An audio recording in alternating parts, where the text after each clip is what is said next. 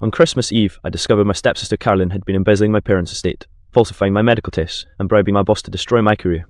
I called the police as chaos erupted, revealing years of manipulation and betrayal. This is my journey through gaslighting, panic attacks, public shame, and finally reclaiming my life through art and self-discovery. I never thought my life would collapse in the middle of Christmas dinner, with baby powder in the air and fast food burgers still on my breath. But there I was, shaking, my phone buzzing with a $67 overdue bill, and my stepsister Carolyn smiling like she already won. I didn't know it yet, but she had been playing me for months. Maybe years, intimidating lawyers, falsifying medical tests, making sure I looked insane to everyone else. Let me back up. My name's George, and 22. When this all started, I trusted Carolyn like family, because that's what she was supposed to be. After the divorce, my mom leaving my dad when I was 40, our blended family became this awkward patchwork quilt nobody wanted to wrap themselves in. Carolyn was older, 38, controlling, the kind of person who walked into a room and made everyone shut up just by existing. My sister Alvar, 43, tried to keep the peace, but peace was never Carolyn's game. The first red flag. It came on September 14, around midnight. I was sitting at the kitchen table, eating a cold cheeseburger I'd picked up after work, when Carolyn walked in like she owned the place. She saw the shoebox of old letters I kept from mom and dad, letters I read whenever my anxiety spiraled. She laughed, a sharp little sound, and said, "You still cling to trash like that. No wonder the doctors think you're unstable." I remember the smell. She had just changed her baby's diaper earlier, and a faint baby powder cloud followed her. I tried to laugh it off, but something inside me twisted. Doctors. Why would she mention doctors? That was the start. Back then, I was already dealing with weird medical stuff. Headaches, fainting spells, test results that never matched how I felt. Every time I pushed for answers, my lawyer would suddenly back off, or the hospital would delay another test. At first, I thought it was bad luck. Later, I realized Carolyn had been showing up to meetings I didn't know she was invited to, sitting in the corner, crossing her arms, radiating intimidation.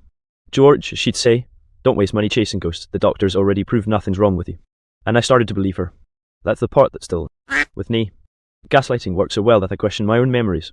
I'd wake up from nightmares, convinced I dreamed the MRI appointment that actually happened. I stopped trusting myself. The breaking point came when I found out about the estate. After my parents passed, there was supposed to be money, millions, honestly locked away for me and Alva.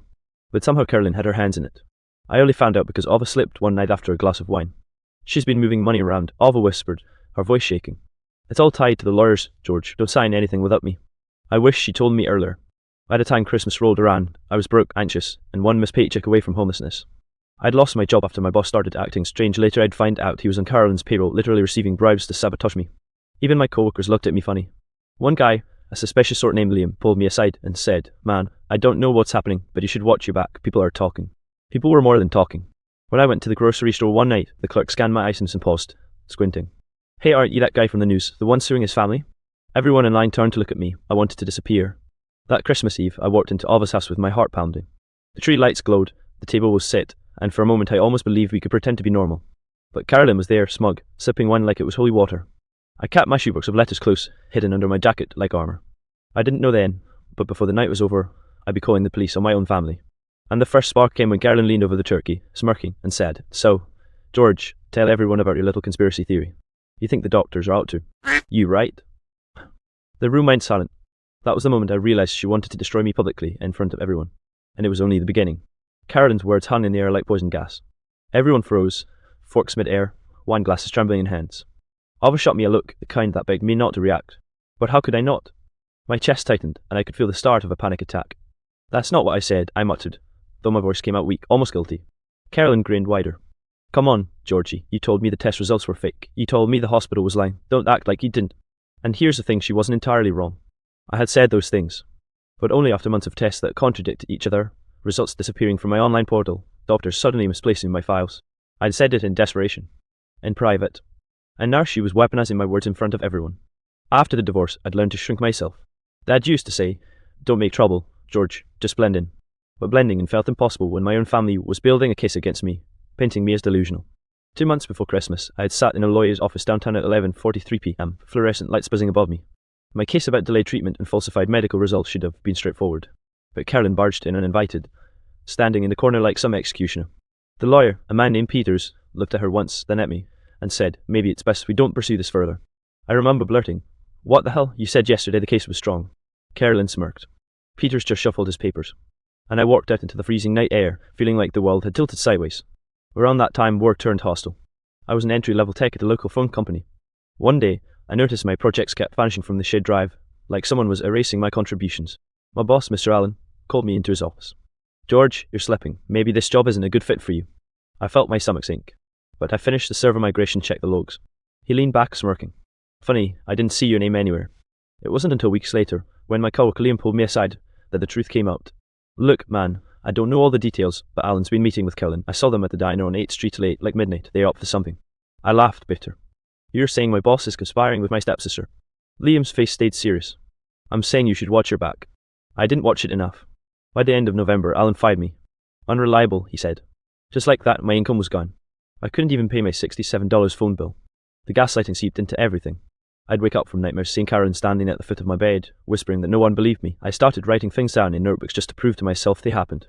But then I'd reread them and wonder if I made them up. Therapy helped a little.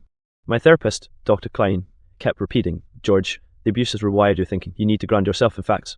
But what counted as facts anymore? When the lawyers, the doctors, even my boss seemed to bend under Carolyn's shadow. The public humiliation came next. News spread about my lawsuit collapsing, about that kid who thought the hospital was out to get him. At the grocery store, people whispered. The clerk who recognized me from TV tried to hide a smirk while bagging my groceries. I didn't think I'd see a celebrity in here, he muttered. Everywhere I went, I felt eyes on me. Friends stopped calling. Old co-workers blocked me. Even people on social media joined in, commenting, this guy needs serious help and another paranoid loser trying to get rich. I started to wonder if maybe they were right. Maybe I was crazy. Then Oliver showed up at my apartment one night with two things, a casserole dish and a warning. George, she whispered, sitting on my torn couch, I've been looking into the estate. Carolyn's been embezzling, millions. It's worse than I thought. My jaw dropped. And you waited until now to tell me. Tears welled in her eyes. I was scared. She threatened me too. That night, we sat together, eating reheated burgers because I couldn't afford groceries, the shoebox of old letters between us like a sacred relic. I'll read one aloud from Dad, written in his shaky hand. Don't let anyone tell you who you are. Protect yourself, son. It was the first time in months I felt like maybe I wasn't losing my mind. But deep down, I knew Carolyn wouldn't stop until I was destroyed or until I fought back. The truth hit me like a sledgehammer on December 21st, 11:58 p.m., just as I was scrolling through old bank statements in the dim glow of my laptop. Millions gone. Carolyn had siphoned off money from my deceased parents' estate, hiding it in shell accounts and funneling it through our lawyers. My own family had betrayed me in the most sophisticated, cold-blooded way possible. I stared at the numbers, heart racing. $1.02 million missing. $450,000 misplaced in a trust I was supposed to inherit. Every legitimate account of mine had been tampered with. And it wasn't just money. My medical records, the ones proving I'd been ill and mistreated, were doctored. Carolyn had falsified my blood tests, delayed imaging, even convinced a technician to switch lab reports. My headaches, fainting spells, and panic attacks weren't just dismissed, they were weaponized against me. Then came the secondary betrayal I'd since but hoped wasn't real. Liam, my coworker, showed me a stack of emails between Alan and Carolyn, all time-stamped November 7th, 18th. Bribes. Threats. Even instructions on sabotaging my work performance. Liam had tried to warn me, but I'd ignored him, lost in my spiraling self-doubt. I should have listened, I whispered, gripping my shoebox of letters like a lifeline. My hands trembled, ink smudging on the old paper. Everything, all of it, she planned it. Oliver sat beside me, gripping my shoulder. George, we need evidence. If we go public, if we involve the authorities, she'll hit back hard. I nodded, but my stomach felt like it had turned ice. My trust had been shredded on every level. Family. Work. Even friends had distanced themselves, unsure of what to believe. The gaslighting had been so effective that I questioned my own memories for years. Nights were the worst, nightmares where Carolyn's voice echoed, accusing me of being paranoid, of lying, of being too sensitive. I'd wake drenched in sweat, heart pounding at 3 a.m., sometimes unable to breathe, feeling like the world was closing in. Socially, the fallout was brutal. By December 22nd, whispers had reached my local supermarket. The clerk, a young guy named Marcus, approached me as I tried to pay for a bag of chips and a soda. Oh hey, George, he said, voice low. You're you the one from the news, right? The lost thing? I nodded, swallowing hard. Yeah, that's me. He frowned. Many people are talking, not everyone's on your side. The weight of public shame hit me harder than the estate theft. Friends avoided me. My online community mocked me. Even my old high school buddies exchanged messages about how George finally lost it. The isolation was suffocating. Every social interaction became a minefield, every stranger's glance felt like judgment. Psychologically, I began unraveling. Panic attacks became daily. I developed insomnia, only sleeping a few hours at a time, haunted by Carolyn's smirking face in every shadow. Therapy sessions with Dr. Klein became my only anchor. You're surviving, George, he'd tell me. Your mind is rewiring from trauma, this is expected. But surviving didn't feel like enough. I felt trapped inside a labyrinth, every door marked by betrayal, every mirror reflecting doubt. And the realization that the abuse was more widespread than I imagined in my boss, lawyers, even some family friends made my paranoia concrete. Carolyn hadn't just attacked me, she'd orchestrated an entire ecosystem designed to isolate, confuse, and financially destroy me. The emotional core of the situation hit hardest when I recalled moments I'd shared with Carolyn as a kid, thinking she protected me. How I had trusted her with my life. How every instinct I had to defend myself had been manipulated, turned against me. That trust, the one thing I thought was sacred, had been weaponized. One night, Oliver and I spread out the evidence, bank statements, emails, doctored medical records. It was overwhelming. We need to act soon, Oliver said, her hand shaking. Before Christmas, before she manipulates everything again. I looked at her, gripping the shoebox letters. The ones from Dad, reminding me to protect myself. The nightmares, panic attacks, and isolation had led to this clarity. Evidence. Proof. I wasn't powerless anymore. But there was one truth I had to accept. I had been walking right into Carolyn's traps all along, from lawyers to bosses, and until I confronted her publicly, nothing would change. That's when the thought hit me, dark and cold. This was bigger than family drama. This was a legal horror story, and I was both victim and player, forced to navigate Carolyn's labyrinth or be crushed by it. And I made a silent vow. Christmas dinner was coming, and this time I wouldn't just survive. I would confront. Christmas Eve arrived with a strange, heavy calm. The house smelled faintly of baby powder, mixed with the burnt aroma of fast food burgers I had secretly ordered to survive the day. It was 11:57 p.m, and the tension was palpable. I could feel Carolyn's eyes on me, calculating, waiting for me to slip. I clutched my shoebox of letters like a shield, Ova by my side, trembling but resolute. The dinner table looked perfect, candles flickering, plates of turkey and sides, but it was all a mask. Hester chatted nervously, sensing the undercurrent of tension. Carolyn smirked, swirling her wine glass, and said, "So, Georgie, any more conspiracy theories to share tonight?" My hand shook as I picked up my fork. I took a deep breath, thinking about every late-night therapy session with Dr. Klein. The nightmares. The panic attacks. The isolation. I had documented every bank statement, every email, every falsified medical record. I had proof. And now, I wasn't going to let her control the narrative any longer.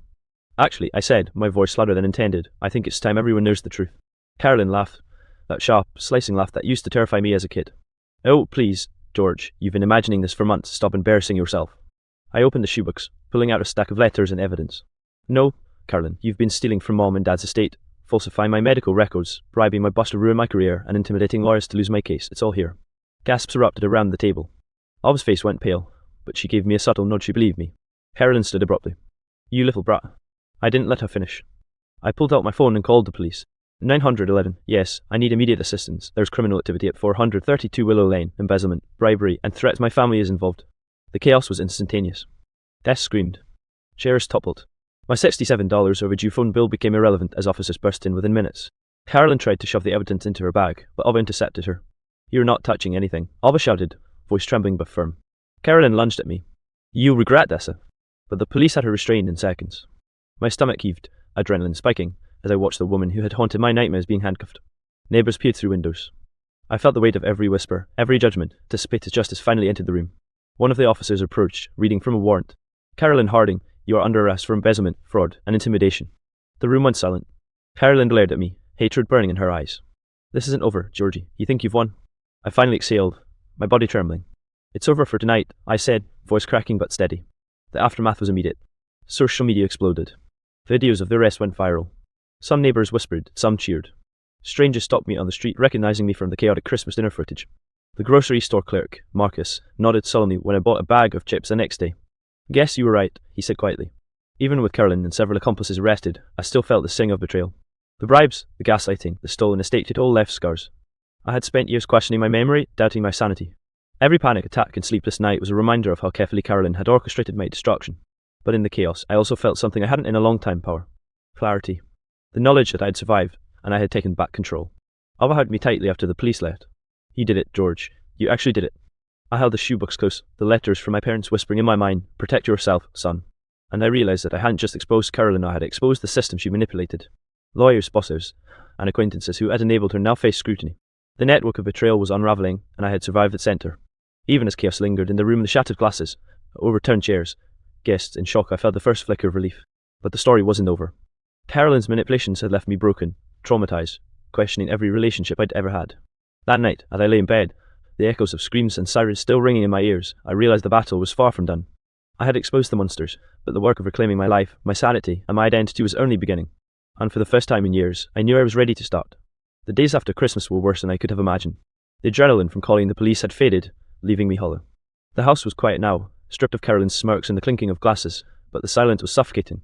I felt like a ghost walking through my own life. My panic attacks returned, stronger and more frequent, each one a reminder of the months or really, years of manipulation I had endured. I couldn't sleep. I'd wake up at 2:17 a.m., drenched in sweat, visions of Carolyn leaning over me, whispering that I was crazy. My therapist, Dr. Klein, had warned me this would happen. Trauma doesn't end with justice. George, you need to rebuild your foundation, piece by piece. But piecing myself together felt impossible. Even the smallest things triggered memories.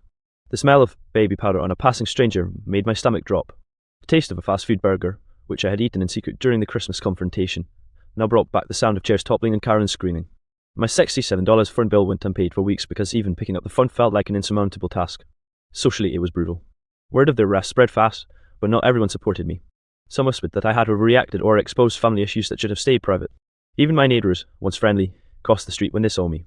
Grocery store runs became exercises in anxiety. Marcus, the clerk who had recognised me from the news, gave me a summon nod, but others stared, whispers cutting through the aisles. Friends and acquaintances vanished. Even Ova, despite standing by me, couldn't fill the emptiness left by everyone else's silence. At work, I was blacklisted. My previous employer refused to give references. Former co-workers avoided me, likely fearing association with a family scandal. The bribes Carolyn had orchestrated had ripple effects, leaving my reputation in tatters. Trust issues that had started with my family now spread to every interaction. Every new person I met, I instinctively wondered if they were part of the trap. Therapy became my lifeline. Dr. Klein guided me through long sessions where we unpacked the gaslighting. You were manipulated into questioning your reality, he explained, but the evidence you gather proves otherwise. The problem was never you, it was them. I started journaling again, noting exact times, dates, dollar amounts, and events. December 24th, 11:57 p.m. Called the police. December 21st, 11:58 p.m. Discovered embezzlement.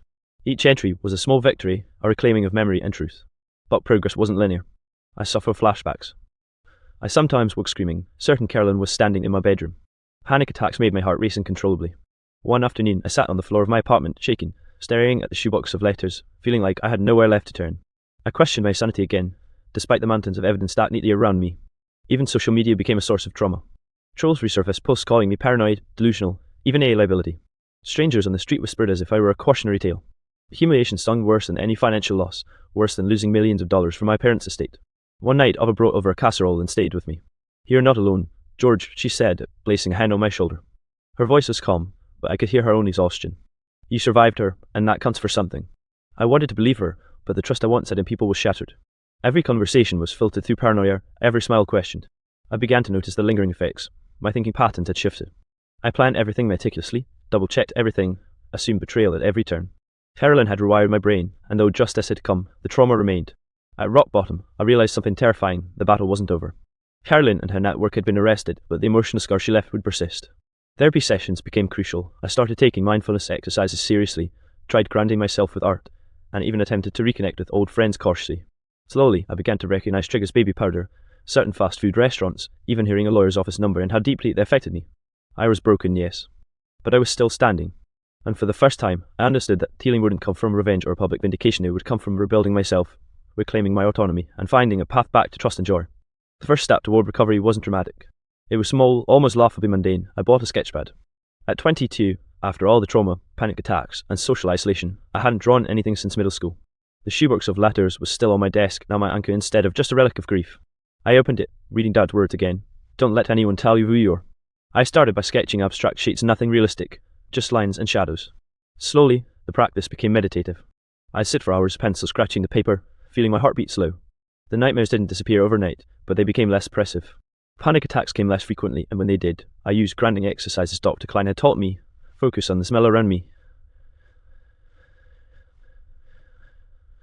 the texture of the pencil, the taste of a cold cheeseburger I allowed myself to enjoy without guilt. Therapy intensified. Twice a week, I'd meet Dr. Klein and go through the trauma methodically.